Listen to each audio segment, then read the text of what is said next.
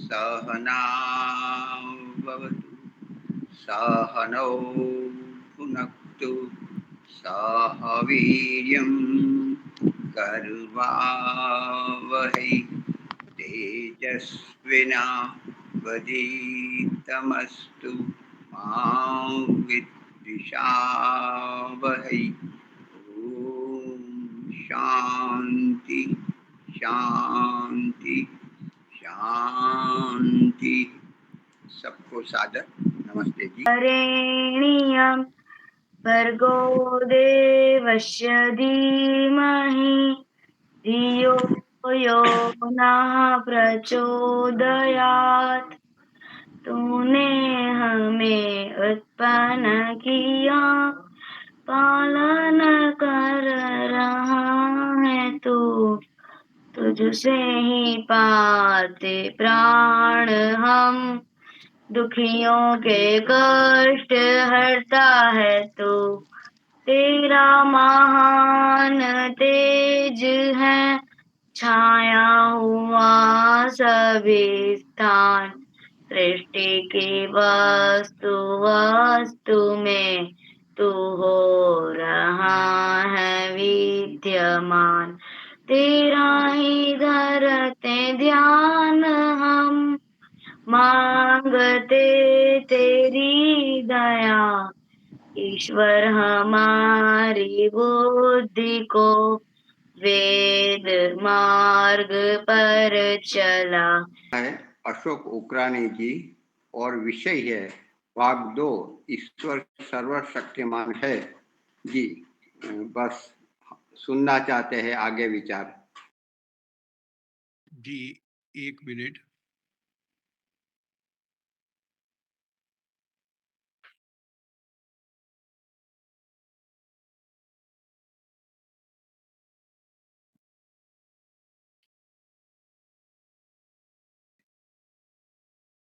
हाँ जी, ठीक है। ऑडियो वीडियो ओके ठीक है जी। ठीक है। आपका चित्र थोड़ा सा। सबको सादर नमस्ते। और नमस्ते। इस शुभ अवसर का लाभ लेते हुए जो सत्संगी जन रोज इकट्ठा होते हैं, उसमें मंगलवार के सत्संग का आज हम लाभ ले रहे हैं। थोड़ी पूर्व भूमिका भी रख दें आपके पास।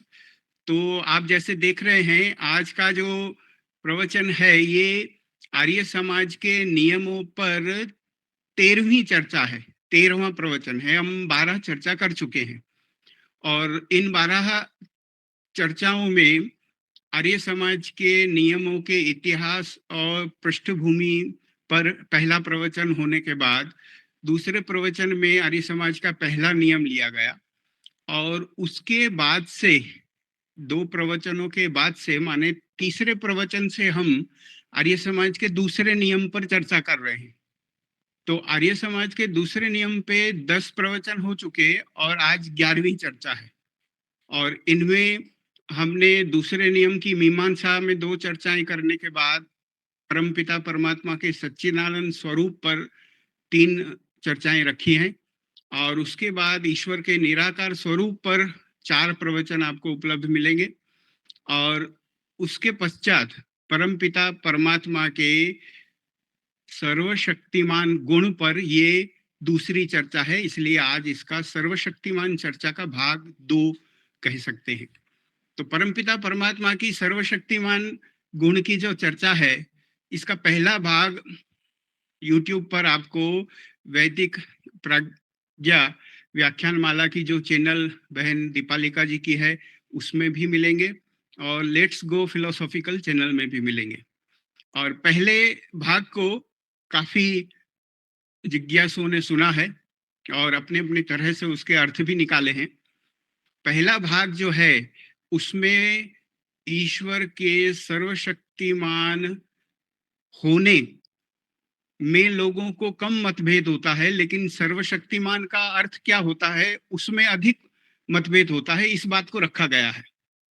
और परमपिता परमात्मा के सर्वशक्तिमान नाम का या गुण का अर्थ जो अलग अलग तरह से इतिहास से चला आ रहा है, आस्तिकों ने निकाला, नास्तिकों ने चुनौती के स्वरूप में निकाला आस्तिकों को हराने के लिए। उन सब तर्कों कुतर्कों को मिला के कुल मुख्य रूप से 12 प्रश्न आपको उसमें देखने को मिलेंगे पहले भाग में। जिनको आज पहली बार इस चर्चा को सुन रहे हो तो पहले भाग की भूमिका की उनको आवश्यकता रहेगी, तो वो उसे सुन सकते हैं। उन 12 प्रश्नों में मुख्यतः ये उठाया गया कि अगर परमपिता परमात्मा की सर्वशक्तिमान होने की व्याख्या जिस तरह की प्रचलित है या जिस तरह की सरलता से सब लोग उठा लेते हैं, मान लेते हैं, वैसी ली जाए तो उसमें कितनी तार्किक समस्याएं पैदा होती हैं और कितनी ऐसी अजीब परिस्थितियां आ जाती हैं कि व्यक्ति अपनी उस व्याख्या को सच नहीं साबित कर सकता, इसलिए या तो वो चुप हो जाता या छोड़ जाता या दूसरी व्याख्या ले जाता, या तो कभी कभी आस्तिकता का भी त्याग कर देता।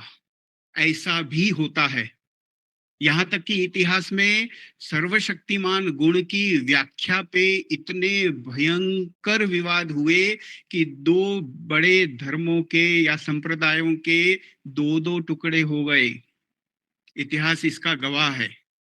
तो सर्वशक्तिमान गुण को ठीक से समझना इसलिए आवश्यक है, और सिर्फ हम ठीक से समझ लें, थोड़ा बहुत उस पर समय लगा दें, ऐसे नहीं चलेगा। दुनिया जिस तरह से समझ रही है उसका जवाब भी हमारे पास होना चाहिए कि कहीं हम न फिसलें या कहीं हमारा आचरण कुछ परमपिता परमात्मा के सर्वशक्तिमान गुण की ऐसी वैसी व्याख्या को बताता न फिरे। इसलिए इतनी तह में जाना आवश्यक है। तो सर्वशक्तिमान गुण की पहली चर्चा के अंत में 2 प्रश्न रखे थे आप सबके सामने। शायद आपको याद भी होगा कि जो 12 प्रश्न चुनौतीपूर्ण आए तो उसके निष्कर्ष में 2 संक्षिप्त सार रूप प्रश्न ये निकले कि क्या परमपिता परमात्मा असंभव को संभव कर सकते, प्रश्न संख्या 1। और दूसरी जो थी वो थी कि क्या परमपिता परमात्मा सर्वशक्तिमान होने के कारण अपने स्वभाव के विरुद्ध भी जा सकते। तो मुख्य रूप से आज की हमारी जो कड़ी है, जहां से हमने शुरू होना है, वो इन 2 मूल प्रश्नों से शुरू होती है। सर्वशक्तिमान की चर्चा करते करते परमपिता परमात्मा कितने और कैसे सर्वशक्तिमान हैं, इसको सोचते सोचते जब दुनिया के तर्क हमने सुनने शुरू किए तो मन में एक प्रश्न बनाने की इच्छा हुई कि भाई अगर यह परिस्थिति स्पष्ट नहीं की गई तो सर्वशक्तिमान गुण को ठीक से समझ नहीं पाएंगे। तो 2 मूल प्रश्न हमारे चिंतन का ये भाग बनने चाहिए। ये जो 2 मूल प्रश्न हैं वो ये बनते, जैसे पहले अभी अभी हमने आपको बताया कि क्या सर्वशक्तिमान ईश्वर सर्वथा असंभव कार्यों को भी कर सकते हैं। कई बातें, चर्चाएं, कथाएं, गीत, भजन आपने ऐसे सुने हुए हैं कि आपके होते तो कुछ भी असंभव नहीं है, ईश्वर होंगे तो सब कुछ हो जाएगा, ऐसी प्रचलित मान्यता है। तो पहला हमारा ये प्रश्न पैदा हुआ था। ये कैसे कैसे चर्चा करते हुआ, उसका जो इतिहास पृष्ठभूमि है वो आपको भाग 1 की चर्चा में मिल सकता है। और इसी तरह से जो दूसरा प्रश्न हमारे सामने आया था वो ये था, जो उससे भी भारी है, वो ये है कि क्या सर्वशक्तिमान ईश्वर अपने गुण, कर्म, स्वभाव और स्वरूप के विरुद्ध में जाकर भी ऐसे काम करेंगे जिससे वो सर्वशक्तिमान कहलाए।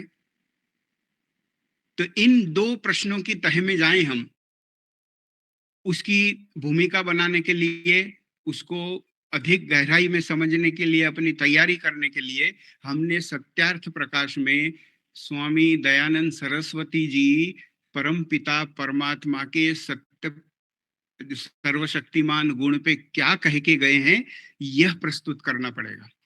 आप सभी जानते हैं कि ईश्वर के 101 या 100 दोनों तरह की बातें की जाती। नामों की व्याख्या, परमपिता परमात्मा के नामों की, गुणों की व्याख्या महर्षि दयानंद सरस्वती पहले समोल्लास में देके गए। तो उनमें से एक नाम वो सर्वशक्तिमान भी बता के गए हैं। पहले समोल्लास में सर्वशक्तिमान भी एक ईश्वर का नाम बताया गया है। सिर्फ वो विशेषण नहीं, वो उनके नाम में भी कहा जाता है। अगर आप सिर्फ सर्वशक्तिमान कहें तो उसका इशारा, उसका अर्थ, उसका तात्पर्य जो है वो ईश्वर ही निकलते हैं, परमपिता परमात्मा ही निकलते हैं। तो वो क्या कह के गए हैं देखें, और उसी के प्रकाश में हमने बाकी दो प्रश्नों के उत्तर को समझना पड़ेगा।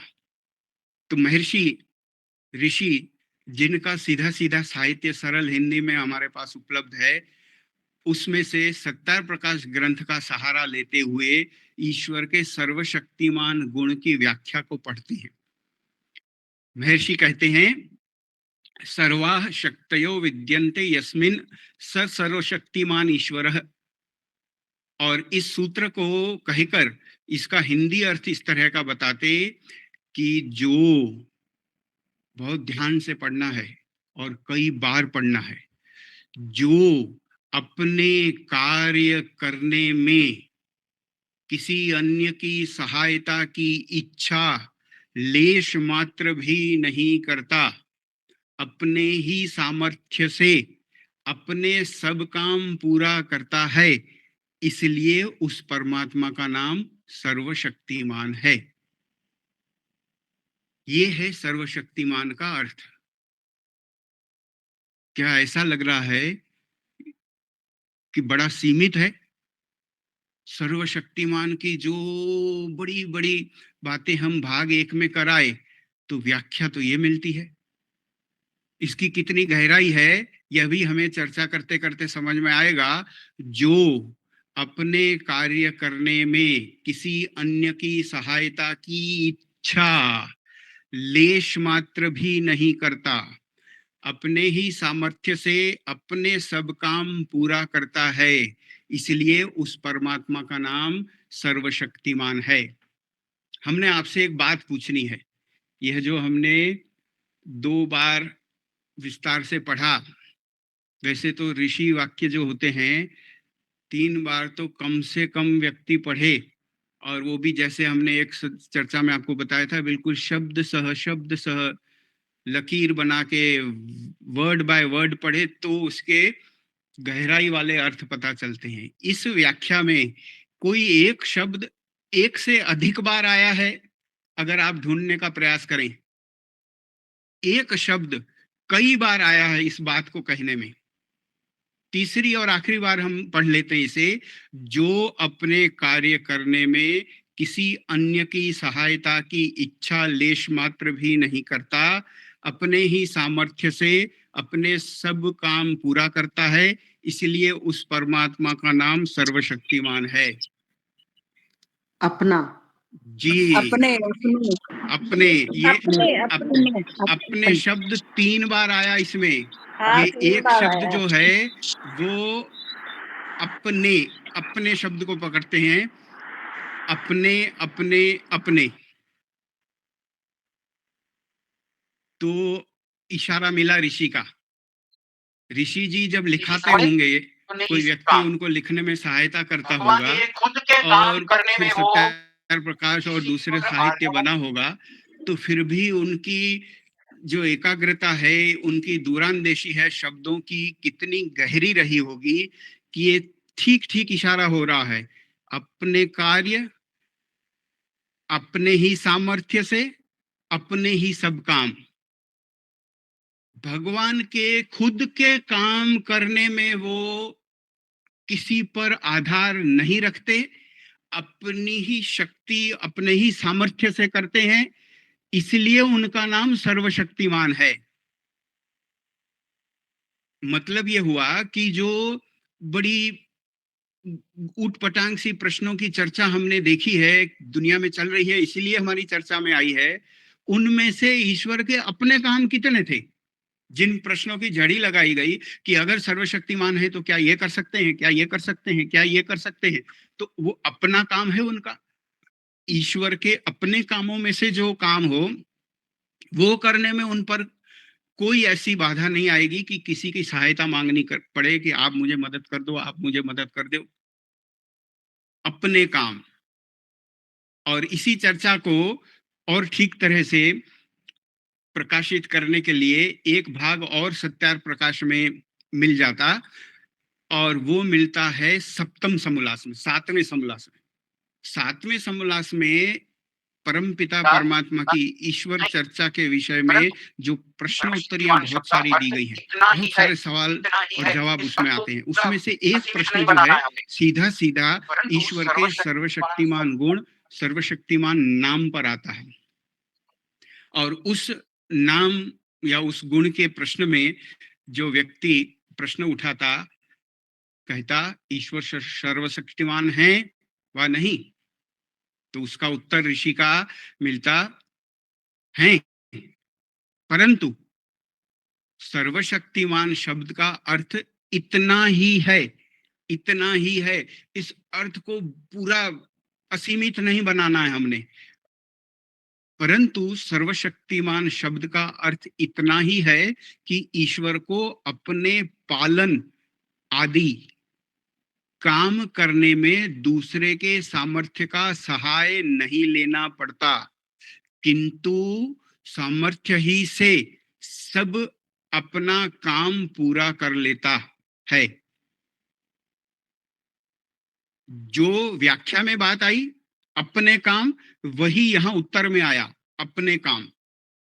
और यह अपने काम जो है उनमें से एक उदाहरण यहां आया है, अपने पालन आदि काम करने में। और सिर्फ पालन शब्द रहता तो ऐसा होता कि क्या पालन के सिवाय वो कुछ नहीं करते? नहीं, पालन आदि मतलब उनके जो मुख्य काम हैं वो अपने ही सामर्थ्य से करते हैं। यह सर्वशक्तिमान का अर्थ है। अगर लगे हाथ बात आई है तो हम ये भी चर्चा कर लें कि यह पालन आदि जो लिखा है, आदि, तो कुल मिला के ईश्वर के काम कितने, ये भी एक आध्यात्मिक प्रश्न होता है। व्यक्ति यह सोच ले साथ साथ में कि परम पिता परमात्मा के मुख्य मुख्य काम क्या हैं।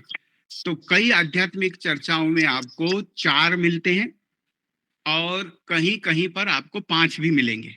हम वो सूची यहाँ पे चर्चा कर लेते हैं, दोनों ही ठीक जवाब हैं, लेकिन 5 ज्यादा विस्तृत है, कुछ रह नहीं जाता, इस तरह का वो जवाब है कि ईश्वर जो काम करते हैं उनमें सबसे पहला बड़ा, सोचने में सूची में पहली जगह पर जो आता है वो है सृष्टि की रचना करना, संसार बनाना। तो ये पहला काम, कार्य संख्या 1। और रचना करके उसका संचालन भी करना, उसको चलाना, उसका पालन करना। ये दुनिया जो चल रही है वो उन्होंने बना के छोड़ दी है, उस तरह से नहीं चल रही है। बना के भेज दी है, उस तरह से नहीं चल रही है। बनाने के बाद वो चला भी रहे हैं, धारण किए हुए हैं, पालन कर रहे हैं। ये दूसरा काम, कार्य संख्या 2। और तीसरा काम, जो सृष्टि बनाई, जिस सृष्टि का पालन हो रहा, समय आते आवश्यकता होने के कारण उस सृष्टि का अंत करना, प्रलय करना, और फिर से वो कारण स्वरूप में जाए और प्रलय काल का समय चले, और उसके बाद फिर से जब समय पूरा हो तो सृष्टि फिर से बनाना, फिर से उसका पालन करना, और फिर से प्रलय करना। ये 3 मुख्य काम। तो ये 3 तो ऐसे हैं कि एक याद आ जाए तो बाकी 2 भी याद आ जाते हैं, बनाना, चलाना और खत्म करना। सृष्टि बनाई, सृष्टि का पालन किया और प्रलय की। चौथा जो काम गिनाया जाता वो ये काम होता कि हमारे जीवों के कर्मों का न्याय पूर्वक फल देना, कर्म फल व्यवस्था का संचालन करना, ये भी एक काम है। तो चौथी संख्या पे ये काम आता। तो 4 तो आपको बहुत जगहों पे इसी तरह से मिलेंगे। आपको एक आध्यात्मिक चर्चा इस तरह से भी मिलेगी, और श्रद्धेय स्वामी सत्यपति जी भी इस तरह से कहा करते थे, और श्रद्धेय स्वामी विवेकानंद जी परिव्राजक जी भी इस तरह से अपने प्रवचनों में कई बार कह चुके हैं कि इन कार्यों की सूची में 5 कार्य गिन सकते हैं। 5वां जो काम है वो है संसार को, जीवों को वेदों का ज्ञान देना। तो इस तरह से पूरी पूरी सूची हो जाएगी 5 की। जब 4 गिनाते थे, जहां 4 मिले तो उसका अर्थ ये होगा कि जब सृष्टि बनाई, उस बनाने के काम में ज्ञान देने का भी काम आ गया। लेकिन अगर ठीक से गिन के विस्तार से बोल दें तो ये 5 काम हो गए कि सृष्टि बनाई, चलाई, प्रलय की, कर्मों का फल दिया और वेदों का ज्ञान दिया। तो यहाँ जो हमें पालन आदि ऐसा शब्द समूह मिल रहा, इसमें पालन आदि माने रचना, पालन और अंत, कर्मफल के दाता होना, और साथ साथ में हमें वेदों का ज्ञान देना, ये 5 काम है। इन 5 कामों को करने में वो स्वयं से सामर्थ्यशाली हैं। इनको किसी के सहारे की, मदद की, सहायता की जरूरत नहीं पड़ती। किसी की माने ना उनको किसी जीव की पड़ती, और ना ही ऐसा होता कि भाई किसी और वस्तु को बना के फिर उसकी सहायता लें, कोई नई शक्ति उनको मदद करे, इस तरह से नहीं है। वो स्वयं से सब कुछ कर पाते हैं। यह है सर्वशक्तिमान का अर्थ। तो सर्वशक्तिमान शब्द की जो व्याख्या हमें सत्यार प्रकाश में मिली, और उसके बाद इस प्रश्न की जो चर्चा मिली, इसके प्रकाश में हमारा आगे का चिंतन चलेगा। जो 2 मूल प्रश्नों का विचार करना है हमने, हो सकता है पहले प्रश्न की ही हम चर्चा आज कर पाए कि असंभव को संभव बना देंगे। कई बार ऐसी किसी भक्त के मन में चिंता हो जाए कि अगर इस चर्चा के अंत में ऐसा निर्णय निकले कि भैया ईश्वर जो है वो असंभव को संभव तो नहीं बनाएंगे, और उस भक्त को लगे अरे मैं तो जन्म से ऐसा मानता आया कि असंभव को संभव बनाएंगे, और इसलिए तो मेरा इतना सारा प्रेम है उनके साथ, और अब ये थोड़ी चर्चा के बाद कहने लगेंगे कि भाई असंभव को संभव नहीं बनाते, तो मेरा भगवान पे प्रेम हिल जाएगा, श्रद्धा हिल जाएगी। ऐसी चर्चा, ऐसी चिंता किसी को हो सकती है। और आप भी सोचना, जब इसका भाग 2 है, आज 3 भी होगा, चौथा होता है कि नहीं देखेंगे, कि क्या परम पिता परमात्मा के सर्वशक्तिमान गुण की सीमित व्याख्या करने के कारण हमारा उतना ही प्रेम, उतना ही भरोसा, उतनी ही श्रद्धा, और उस श्रद्धा, प्रेम, भरोसे के कारण जो निर्भीकता, जो आनंद, जो न्याय प्रेम, जो सत्य प्रेम हमारे मन में पैदा होता रहता है, वो उतना ही रहेगा। उनके शक्ति के गुण पे प्रहार हो रहा। ये बहुत सोचने वाली बात है। और जब अंतिम चर्चा का अंतिम पड़ाव आएगा, तब तो हम ये सोचेंगे कि असीमित व्याख्या वाले सर्वशक्तिमान ईश्वर ज्यादा भरोसे के लायक हैं, या सीमित व्याख्या वाले सर्वशक्तिमान ईश्वर ज्यादा भरोसे के लायक हैं। उस चर्चा तक भी पहुंचेंगे। तो आप अपनी चिंतन में भी वो रेखाएं बना के रखना कि अच्छा ये चीजें आएंगी। हो सकता है आपने इन पड़ाव में कभी कभी छुआ होगा। तो ऋषि का ये वाक्य उत्तर स्वरूप में पढ़ लिया। सर्वशक्तिमान शब्द की व्याख्या इससे पहले हमने देख ली, और अब इसके आगे हम अपने चिंतन को बढ़ाएं तो असंभव को संभव बनाने का जो प्रश्न है वो फिर से हमारे सामने है। क्या वो असंभव को संभव बना देंगे? आपने ऋषि के शब्दों में इशारा तो देख ही लिया। उन्होंने व्याख्या में ये कहा है केवल इतना ही है, इतना ही है। सीमा बांधी थी उन्होंने कि सर्वशक्तिमान शब्द का अर्थ केवल इतना ही है कि वो अपने कार्य करने के लिए वो सब अपने ही सामर्थ्य से करते हैं, और किसी और के सहायता की इच्छा लेश मात्र भी नहीं करते हैं। तो उत्तर तो थोड़ा थोड़ा खुल गया, जवाब का तो हमें पता चल गया, लेकिन फिर भी हम इसको तर्क से समझें, थोड़ा और जोर लगाएं, और जोर लगाने के लिए जो हमें सामग्री मिलेगी वो तो ऋषि की ही लेनी है। ऋषि का साहित्य है। तो आर्य उद्देश्य रत्नमाला, जिसमें 100 शब्दों की व्याख्या मिलती है, ये हमने सत्यार्थ प्रकाश के साथ साथ रखनी चाहिए। सत्यार्थ प्रकाश के अंत में जो स्वमंतव्य मंतव्य प्रकाश है, वह सब जो ऋषि के अभिप्राय हैं वो हमने साथ में पढ़ते रहने हैं, और यह 100 शब्दों की व्याख्या हमारे साथ चलनी चाहिए हर जगह। और इस डाइजेस्ट स्वरूप व्याख्या में बिल्कुल संक्षिप्त संहिता जैसी व्याख्या है, उसमें 92 नंबर पे संख्या 92 92 पे संभव की व्याख्या है। संभव किसे कहते हैं? आप विचार करो कि उन 100 शब्दों की जो सूची विचारी होगी ऋषि ने, उस सूची में उन्होंने संभव शब्द भी रखा, और संभव शब्द रखना बहुत जरूरी है। आध्यात्मिक चर्चा किसी भी संप्रदाय की हो, वैदिक हो, अवैदिक हो, दूसरा हो, पाश्चात्य हो, हर जगह आपको संभव असंभव जैसी बातें मिलती हैं। जो हमने पहली चर्चा में प्रश्न उठाए हैं, और बड़े असंभव से, बड़े विचित्र से प्रश्न हैं, वो बनाए प्रश्न नहीं हैं, हमने सोचे प्रश्न नहीं हैं।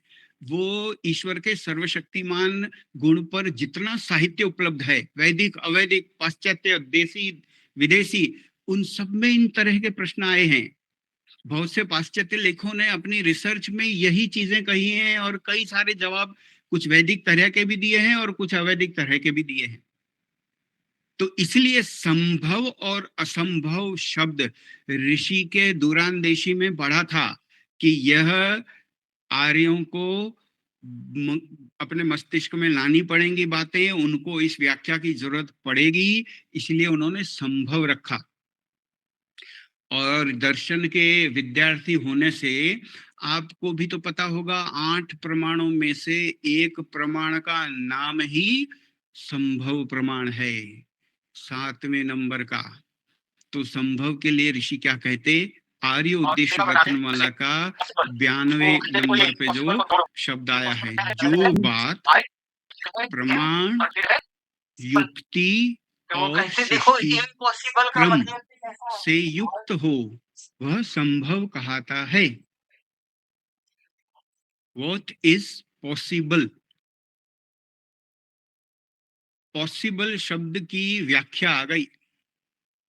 आपने मोटिवेशनल स्पीकरों को सुना होगा, जो बड़ा प्रेरणादायी प्रवचन देने के लिए, लोगों को उत्साह से भरने के लिए प्रवचन करते रहते हैं। ये बहुत सारे चल पड़े मोटिवेशनल स्पीकर, हिंदी में बोलते, अंग्रेजी में बोलते, बड़ा नाम कमाते। और कई लोग जो मेहनत करते रहते, कभी हताश हो जाते, विद्यार्थी जीवन में होते, अपने नौकरी आदि व्यवसाय के काम में होते, तो उनको बड़ा सहारा मिलता मोटिवेशनल स्पीकरों को सुनने से, प्रेरणादायक प्रवचन करने वाले लोग। तो वो एक बात कहते हैं, there is nothing like impossible. अशक्य जैसी कोई चीज ही नहीं होती। और फिर एक तुक्का बनाते शब्द से, इम्पॉसिबल, उसको कहते देखो ये इम्पॉसिबल को तोड़ो। इम्पॉसिबल में क्या है? पहले है आई, फिर है एम, और फिर है पॉसिबल। तो वो कहते देखो इम्पॉसिबल का मतलब भी ऐसा है, आई एम पॉसिबल। अच्छा, तो देखो किसी को उत्साह दिलाने के लिए तो आप ऐसी अलंकारिक भाषा का उपयोग कर सकते हैं, ऐसे काव्यमयी भाषा में कुछ बोल दिया आप, कुछ गद्य में बोल दिए, कुछ पद्य में बोल दिए, लेकिन दर्शन के विचार में तो सब ठीक ठीक बोलना पड़ता है, ठीक ठीक समझना पड़ता है। तो परम पिता परमात्मा संभव काम ही करते हैं, असंभव को संभव नहीं बना पाते या नहीं बनाते, ये दूसरे प्रश्न की चर्चा में समझ में आएगा। और संभव की व्याख्या हमने समझी कि जो काम, जो कार्य, जो घटना, प्रमाण, युक्ति और सृष्टि क्रम, 3 शब्द, प्रमाण, युक्ति और सृष्टि क्रम। प्रमाण माने जो 8 प्रमाण है, जिसमें संभव खुद भी प्रमाण है। और युक्ति का अर्थ निकालेंगे कि जो सोचने से संभव लगता हो, माने तर्क संगत हो, तार्किक हो, उसे कहेंगे युक्ति युक्त। तो जो प्रमाण और अर्थ निकाल के युक्ति को समझा, तर्क और सृष्टि क्रम से युक्त हो, उसके अनुकूल हो, वही संभव है।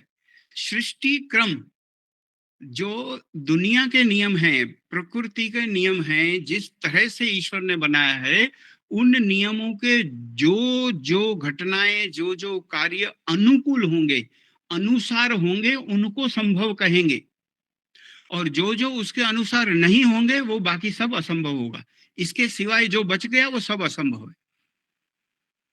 प्रमाण, युक्ति और सृष्टि क्रम। तो परमपिता परमात्मा हर कार्य जो प्रमाण, युक्ति और सृष्टि क्रम से अनुकूल हो और उनके स्वभाव में आता हो, वो सब करने में समर्थ हैं, और खुद से समर्थ हैं, स्वयं से हैं, किसी और की सहायता पे वो आधार नहीं रखते। संभव का अर्थ, यहां तक कि आगे एक चर्चा में सत्यार्थ प्रकाश में ही इस संभव असंभव की लड़ाई जब चल रही थी, तो प्रश्न उत्तरी स्वरूप में एक जगह आता है, ऋषि का जितना साहित्य है उसमें बहुत जगहों पर ये जो प्रश्नावलियां आती हैं उनसे हमें बहुत सी बातें समझ में आ जाती। और कई बार हम देखते हैं, भले हम ऋषि भक्त हैं और बरसों पुराने भक्त हैं, लेकिन जब प्रश्न पढ़ते तो कई बार मन में खोदने से पता चलता कि हम भी इस प्रश्न पूछने वाले की तरफ कई हैं, हम भी इस प्रश्न पूछने वाले की मान्यता वाले ही हैं। ये तो ठीक है, अब मान रहे हैं यहाँ, तो हम यहाँ पहुंच गए सच्चे ज्ञान को पढ़ने के लिए, और वो भी तर्क के और प्रमाण के साथ। तो जब उसको पढ़ते पढ़ते पता चलता, उत्तर मिलता, फिर लगता है नहीं, बहुत मजा आया और बिल्कुल सटीक जवाब मिला, और ऐसा तर्क मिला, ऐसा युक्ति वाला जवाब मिला है कि अब हमारे दिमाग में कभी इस प्रश्न पूछने वाले जैसा भ्रम पैदा नहीं होगा। आपने कितनी बार ऋषि का साहित्य पढ़ते पढ़ते अंदर से ऐसा महसूस किया कि वाह, मजा आ गया। आजकल तो आप यहाँ ऑनलाइन बैठे हैं, तो यहाँ तो आपके पास वो ताली बजाने का एक नीचे यंत्र होता है, एक बटन होता है, आपको लगता है ये बढ़िया बात हुई, क्लिक करो और बज गई ताली। और जब अकेले अकेले आप साहित्य पढ़ते हो और पुस्तक लेके बैठे हो और कोई वाक्य पढ़ा, कोई जवाब पढ़ा, और बिल्कुल अंदर से आनंद आ गया कि आध्यात्म जिसको लोग सिर्फ भक्ति रस के अलावा कुछ सोचते नहीं है, वो भी इतना शुद्ध तर्क से भरा हुआ जो काट दे अंदर तक, अकाट्य जवाब। तो ऐसी जब प्रशंसा आपके मन में उठी हो ऋषि के लिए, वो कब कब उठी वो आप याद रखना, और आगे भी कई बार ऐसा क्षण आपके साथ आएगा। और वो जो क्षण होते हैं वो आपका ऋषि और ऋषि जैसे और ऋषि जितने भी वैदिक वांग्मय के ज्ञानी लोग हैं उनके लिए आपका प्रेम और बढ़ा देती।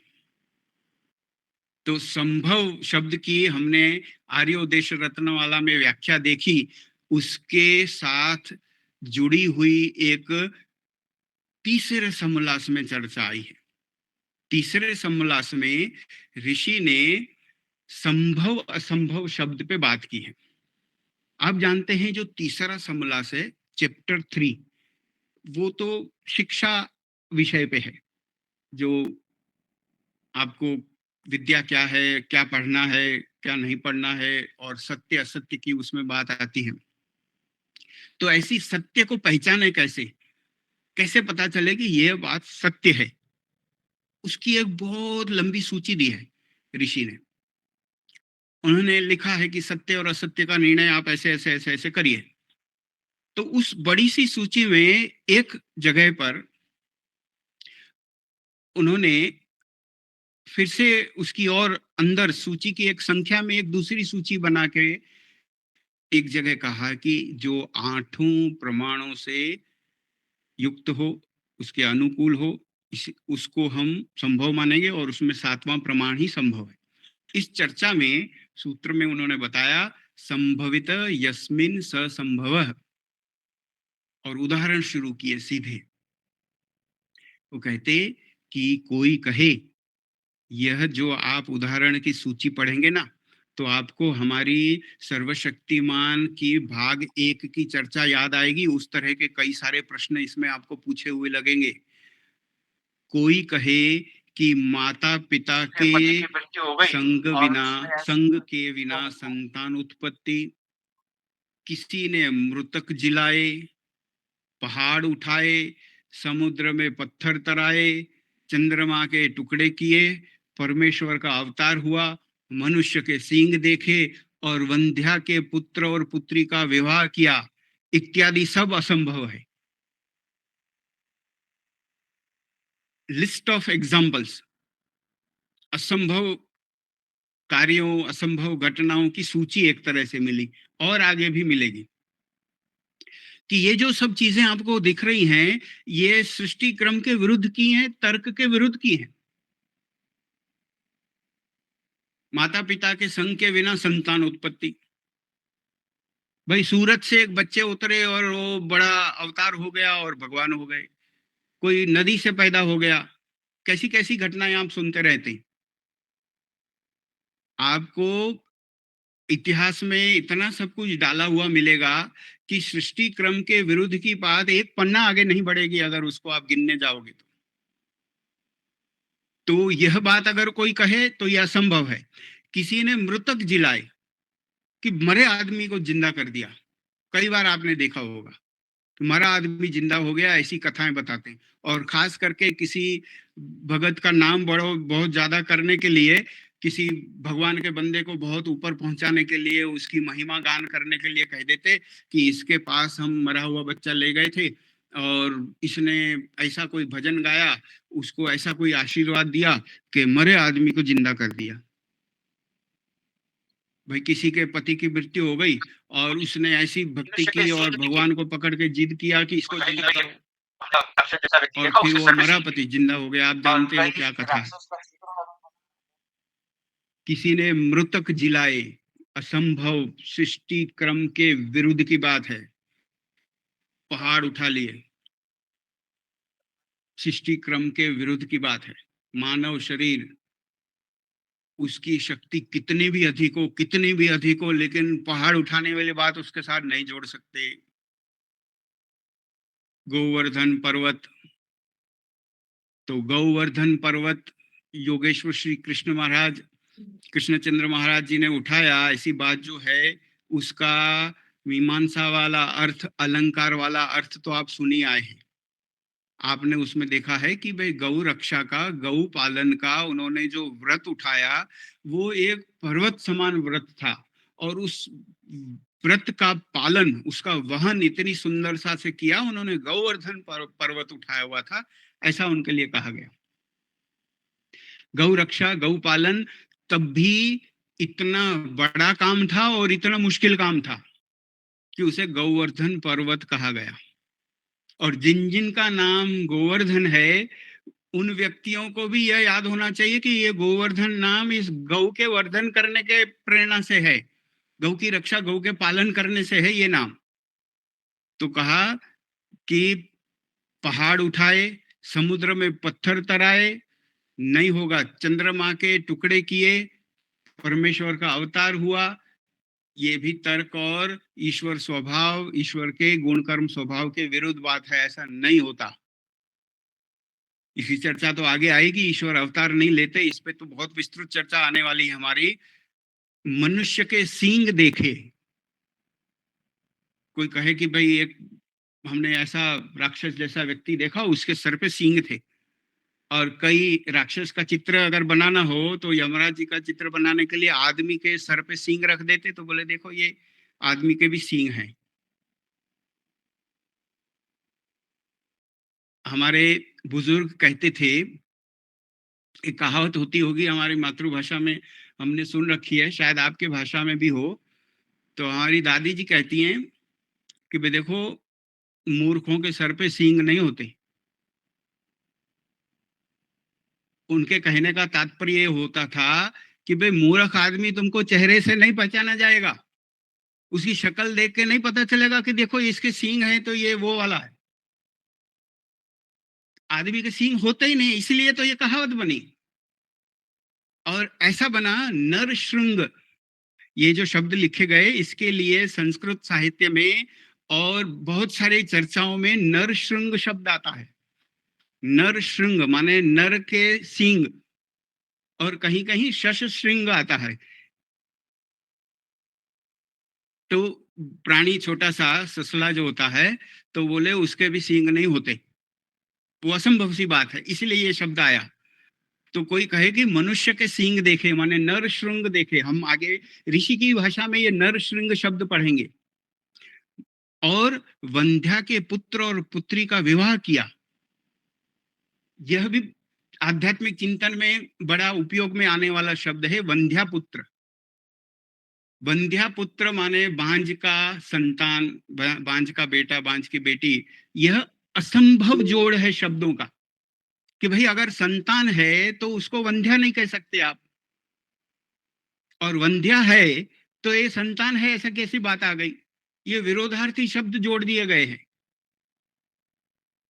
और ऐसे ही विरोधार्थी शब्द बहुत सारे हमारी उस 12 प्रश्नों की सूची में भी हैं, जो हम अंतिम चर्चा में फिर से एक एक का जवाब लिखने वाले हैं। तो वंध्या पुत्र नहीं होता, वंध्या संतान नहीं होता। तो कोई कहे भाई एक वंध्या स्त्री के पुत्र और पुत्री के विवाह का अभी अभी हमने समापन किया, क्या असंभव बात कर रहे हैं? इत्यादि सब असंभव है, क्योंकि यह सब बात सृष्टि क्रम के विरुद्ध है। जो बात सृष्टि क्रम के अनुकूल हो वही संभव है। तो संभव प्रमाण जो 7वें नंबर पे है, उसकी चर्चा में यह भाषा हमें मिलती है सत्यार प्रकाश में। तो जो जो सृष्टि क्रम से संभव होगा, ईश्वर के स्वभाव, नियम, कर्मफल, व्यवस्था और जो वेद विज्ञान उन्होंने दिया हुआ है उसके अनुसार संभव होगा, उतना उतना और वैसा वैसा ही ईश्वर करेंगे। तो परम पिता परमात्मा जो हैं वो असंभव को संभव नहीं बनाएंगे। हाँ, ये बात हो सकती है, जब आप असंभव का अर्थ देखने जाएंगे तो असंभव का अर्थ एक मनुष्य के लिए जो होगा कि मनुष्य की एक सीमा होगी किसी काम को करने की। मनुष्य के लिए एक हद के बाहर कहेंगे कि भाई ये तो इनके लिए असंभव है, ये वो कर ही नहीं सकते, हो ही नहीं सकता। और अगर वही बात किसी मनुष्यों के समूह के लिए हो जाए तो कहेंगे अगर 100 लोग हैं, हाँ तो फिर तो कर लेंगे। और फिर कोई बात ये हो जाए कि भाई ये तो पूरी सेना है, हाँ जी सेना मिलके तो इतना काम कर लेगी। तो ऐसा किसी एक व्यक्ति के लिए असंभव, वो 2-4 व्यक्ति और अधिक लोग मिला के संभव हो जाए, ये हो सकता है, ये बिल्कुल शक्य है। और जो बात बहुत लोगों के लिए असंभव है वो पूरी सेना के लिए संभव हो जाए, ये भी हो सकता है। लेकिन जो चीजें सृष्टि क्रम के ही विरुद्ध हैं, शक्ति की सीमा के कारण कुछ लोग नहीं कर सकते थे और बहुत लोग कर चुके, वो वाली संभव की बात नहीं है। जो लॉजिकली इम्पॉसिबल वस्तुएं हैं, उन लॉजिकली इम्पॉसिबल वस्तुओं का होना ही असंभव है। यह पूछना ही गलत बन पड़ता है कि भैया ईश्वर कर सकते हैं कि नहीं। भैया जो हो ही नहीं सकता उसके कर सकने और नहीं कर सकने की बात ही कैसे कर सकते हो? आप जानते हो कि जैसे सवाल जवाब होते हैं, स्कूल के प्रश्न लिखते हैं, उसका जवाब होता है, उत्तर होता है, और विद्यार्थी को उस उत्तर लिखने के मार्क्स तब मिलते हैं जब वो सही उत्तर दे। गुण जब सही उत्तर होगा, सत्य उत्तर होगा तो मिलेगा। और सभी उत्तर सत्य भी नहीं होते, सभी जवाब जो हैं वो सही भी नहीं होते। लेकिन यहाँ एक बात हमने सोचनी है कि सभी सवाल भी सही नहीं होते। जैसे गलत जवाब होते हैं वैसे गलत सवाल भी होते हैं। कई प्रश्न ही ऐसे होते जो मूल से गलत होते हैं, असत्य होते हैं, अतार्किक होते हैं, असंभव होते हैं। तो किसी ने असंभव बातों के साथ शुरू में सिर्फ ये लगा दिया कि क्या ईश्वर कर सकते हैं, इसका मतलब ये नहीं है कि ये भगवान पे सवाल उठा दिया कि जैसे जो बात हो ही नहीं सकती। जो सूची हमने देखी थी, जैसे भारी पत्थर वाला प्रश्न आया था, जेल वाला प्रश्न है, कवच बनाने वाला प्रश्न है, गणित वाला प्रश्न है कि 2 और 2 4 होते हैं तो 2 और 2 5 कर सकते हैं कि नहीं, गोल चौकोर वाला प्रश्न है, त्रिकोण वाली बात है। और इसी तरह से उसमें आगे ये भी आता है कि क्या वो दूसरा ईश्वर बना सकते हैं कि नहीं, खुद का अंत कर सकते हैं कि नहीं, और बिना प्रकृति के संसार बना सकते हैं कि नहीं। ये जो भी वहां आपको सूची मिलेगी, फिर से आप जब जाना तो उसमें यह सोचना कि जवाब देने के माया जाल में, भ्रम जाल में नहीं फंसो।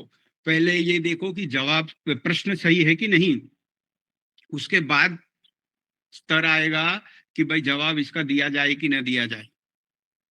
एक पाश्चात्य लेखक ने लिखा है कि जो लॉजिकली इम्पॉसिबल चीजें होती हैं, लॉजिकली इम्पॉसिबल एक शब्द लिखा है उन्होंने, उन लॉजिकली इम्पॉसिबल चीजों को कर सकने का प्रश्न ही अप्रस्तुत होता है, उसके सवाल करने का कोई मतलब ही नहीं होता है। तो बस किसी ने उन लॉजिकली इम्पॉसिबल बातों से पहले अलमाइटी लिख दिया, गॉड लिख दिया, ईश्वर कर सकते हैं कि नहीं ऐसा लिख दिया, बस इतना लिख देने भर से सर्वशक्तिमान सत्ता को ही चुनौती दे दी, ये मानना बुद्धि वाली बात नहीं है।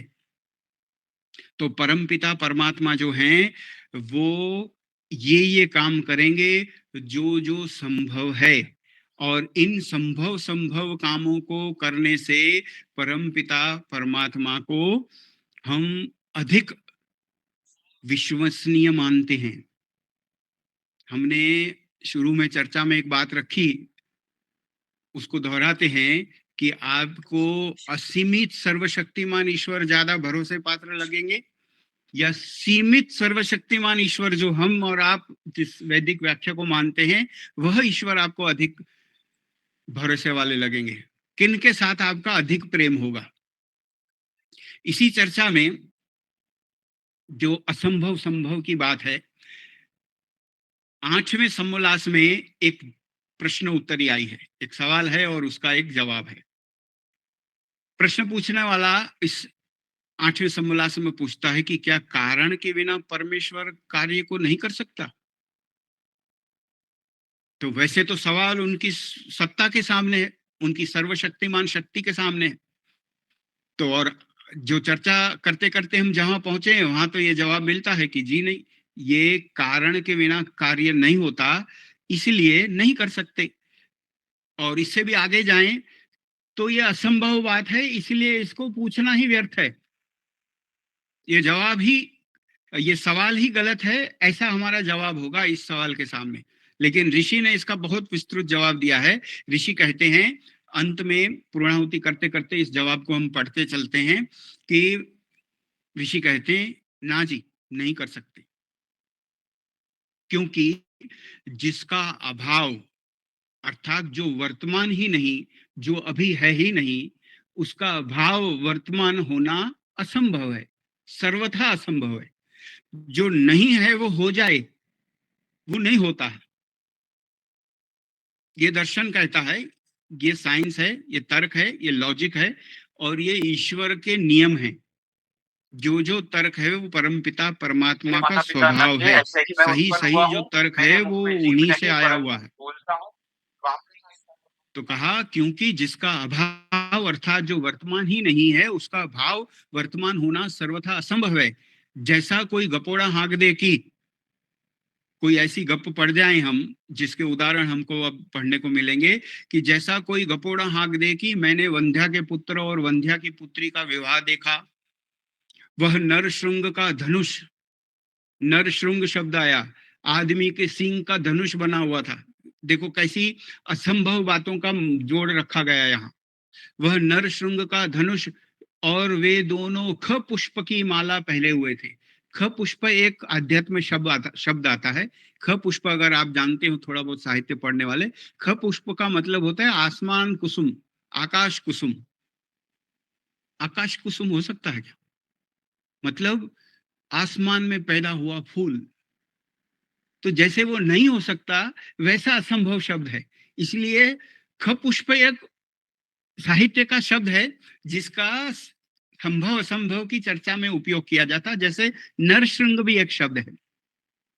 तो कहा कि वे दोनों ख पुष्प की माला पहरे हुए थे, मृग तृष्णिका, आपका बहुत बहुत जो मृग धन्यवाद। तृष्णा होती है, जो सही में पानी नहीं होता लेकिन दूर रण में लगता है कि जैसे पानी का तालाब है यहाँ। काफी सूक्ष्मता से तो आपने मृग तृष्णिका के जल में सब स्नान बताया है। करते और तो बहुत गंधर्व बहुत नगर में धन्यवाद। रहते थे। यह संभव वाली बातें। आप जब गर्मी के दिनों में बड़ा हाईवे पे गाड़ी चलाते हुए जा रहे हो और खाली सा सीधा सा रोड आपको दिखता हो, तो बहुत दूर दूर आपको लगेगा कि भाई देखो 1-2 किलोमीटर के बाद तालाब आ रहा है सामने, और जैसे आप आगे जाएंगे, जैसे आगे जाएंगे और दूर तालाब होता जाएगा। ये मृग तृष्णा का भ्रम है। तो ये जो मृग तृष्णा है, मृग तृष्णिका के जल में कोई कहे कि हाँ हाँ वो तालाब था 2 किलोमीटर बाद, मैंने तो हाथ भी धोए उसमें, तो यही हो गया असंभव बात करना। और गंधर्व नगर में रहते थे, वहां बद्दल के बिना बिना हाँ वर्षा जी, होती थी, क्या बादल है के बिना प्रश्न बारिश गणेश होती जी? थी, पृथ्वी के बिना एक प्रश्न सब ले लेते अन्नों हैं की जी। उत्पत्ति आती होती थी। हाँ जी वैसा बताओ ही प्रश्न कारण क्या के है बिना गणेश जी? कार्य का होना असंभव है। जैसे कोई कहे कि इसी जवाब को आगे बढ़ाते हुए कोई ऐसा कहे, मम माता पितरो नस्तो हमें वो मेल जाता है, मैं माता पिता के बगैर पैदा हो गया। मम मुखे जिह्वा नास्ति वदामी च, मेरे मुंह में जिह्वा नहीं है, जवान नहीं है, लेकिन मैं बोलता हूँ। इसका अर्थ भी बताया, अर्थात मेरे माता पिता न थे, ऐसे ही मैं उत्पन्न हुआ हूँ। मेरे मुख में जीभ नहीं परंतु बोलता हूँ। बाम्बी के सर्प नहीं था, निकल आया। मैं कहीं नहीं था, ये भी कहीं नहीं थे, और हम सब जने आ गए हैं। ऐसी असंभव बात प्रमत्त गीत अर्थात पागल लोगों की है। ये अष्टम समोल्लास का जवाब है, कारण के बगैर कार्य हो सकता है कि नहीं। तो इस चर्चा को आज के समय सीमा को देखते हुए हम यहाँ तक लाके अल्प विराम देते हैं कि पहले प्रश्न की चर्चा ईश्वर के सर्वशक्तिमान गुण को सत्तार प्रकाश के साहित्य के प्रकाश में समझकर हमने ये समझा कि सृष्टि क्रम प्रमाण और युक्ति के अनुकूल होगा, वो संभव है। और उतना उतना सब कुछ जो उनके अपने काम में आता होगा, वो सब करने में परमपिता परमात्मा सर्वशक्तिमान है। और क्या वो अपने स्वभाव के विरुद्ध जाएंगे कि नहीं, उसकी बात हम आगे जारी रखेंगे सर्वशक्तिमान गुण पर तीसरे भाग की चर्चा में। तो हम यहीं अपनी वाणी को आज के लिए विराम देते हैं और आप सबका धन्यवाद मानते हुए ओम शांति। ओम धन्यवाद धन्यवाद। बहुत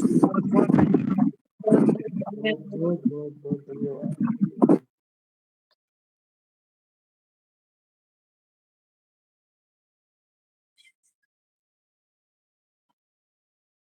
बहुत जी आनंद जी, आया, बहुत ये आनंद विषय ही ऐसा है, इसको सुई से कर सकते हैं, बड़े से तलवार से नहीं कर सकते। इसमें बड़ा छोटा सा प्रिसीजन वाला सर्जरी जैसा विषय होने से इसमें गहराई में तो जाना होगा। और धन्यवाद आपको भी है कि इतनी गहरी बातों को सुनने के लिए वैसे जनता होती नहीं है आजकल। उनको मोटा मोटा चाहिए, एक तो चाहिए रील वाला 1 मिनट वाला, और लंबे लंबे में कीर्तन हो, बड़ी मीठी बातें हो और आदमी सो भी जाए जग भी जाए ऐसा हो। यहाँ तो यहाँ पसीना आ जाता जब व्यक्ति सुनने वाले को भी आ जाता, तो जब आए तो लगे कि हाँ आज थोड़ा डेप्थ बढ़ा, आज कुछ गहराई बढ़ी हमारी, यही प्रगति है। दीपालिका बहन जी, गणेश जी का प्रश्न, गणेश जी का प्रश्न कुछ। बहुत बहुत धन्यवाद। जी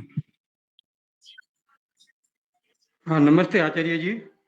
नमस्ते जी। मेरे शंका है, दो शंका है मेरी।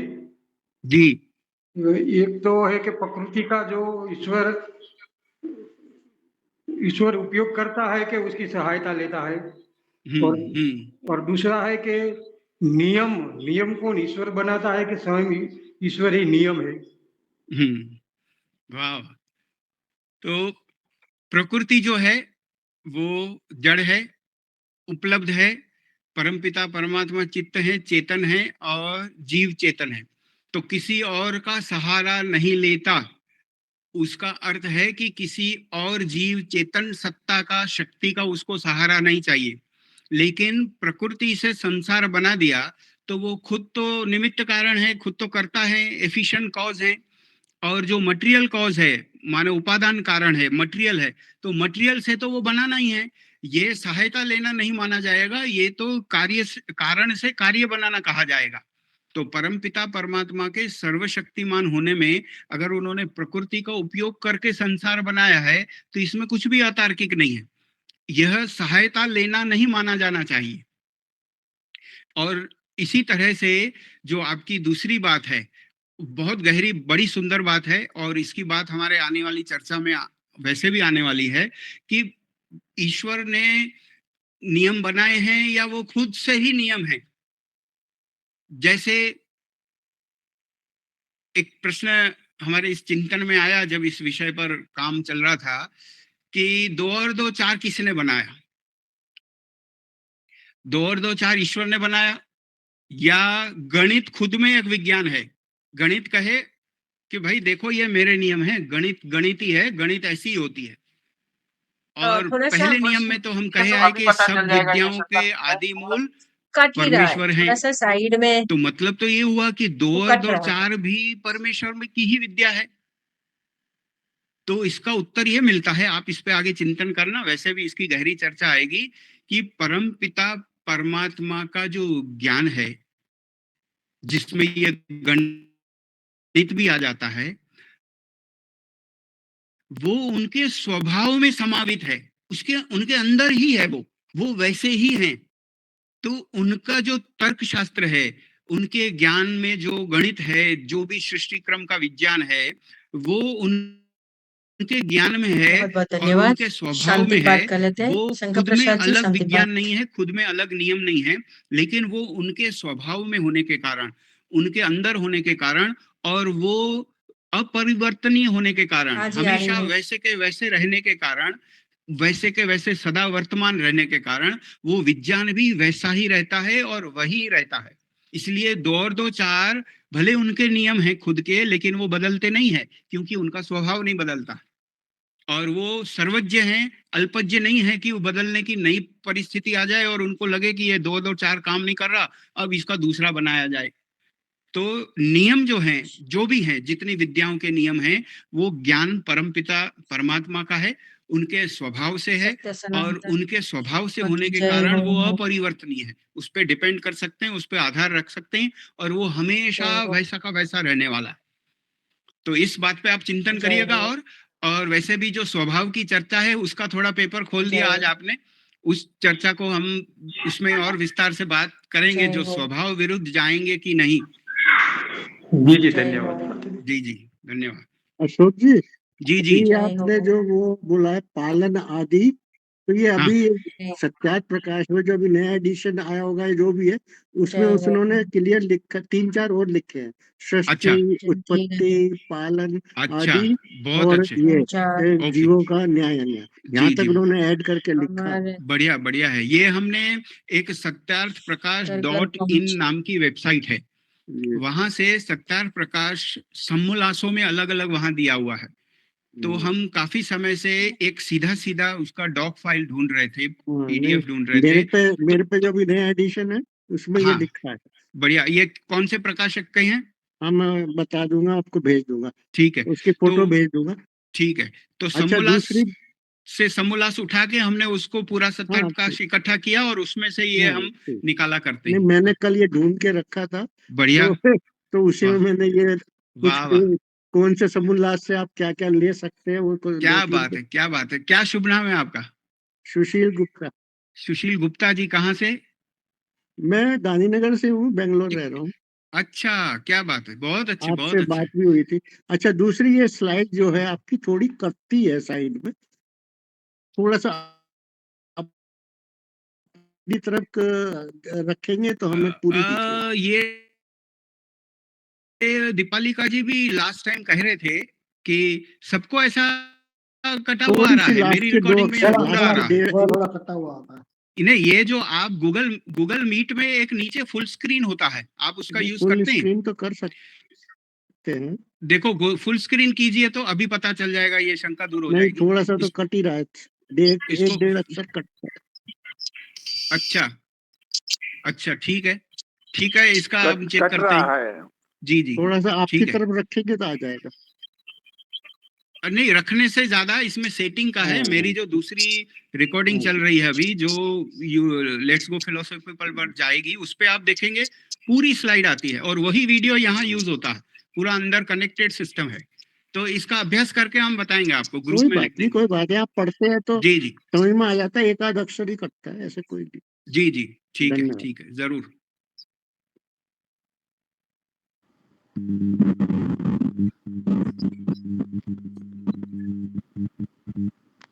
कक्षा का समापन शांति पाठ और जयघोष से बहुत धन्यवाद के साथ। पहले शांति पाठ, आवाज आ रही है? ओम शांति अंतरिक्षम शांति पृथ्वी शांतिरापः शांतिरोषधयः शांतिर वनस्पतयः शांति विश्वे देवा शांति ब्रह्म शांति सर्वं शांति शांति शांति सामा शांति। ओम शांति शांति शांति। जो बोले सो अभय। सत्य सनातन वैदिक धर्म की जय। मर्यादा पुरुषोत्तम भगवान रामचंद्र की जय। योगीराज भगवान कृष्णचंद्र की जय हो। व्याकरण सूर्य गुरु विरजानंद की जय हो। युग प्रवर्तक महर्षि दयानंद सरस्वती की जय हो। श्रद्धानंद की जय हो। भारत माता की जय हो। गौ माता की पालन हो। देश के अमर शहीदों की जय हो। वेद की ज्योति जलती रहे। ओम का झंडा ऊंचा रहे। आर समाज अमर रहे। सत्यार्थ प्रकाश अमर रहे। प्रणव ध्वनि।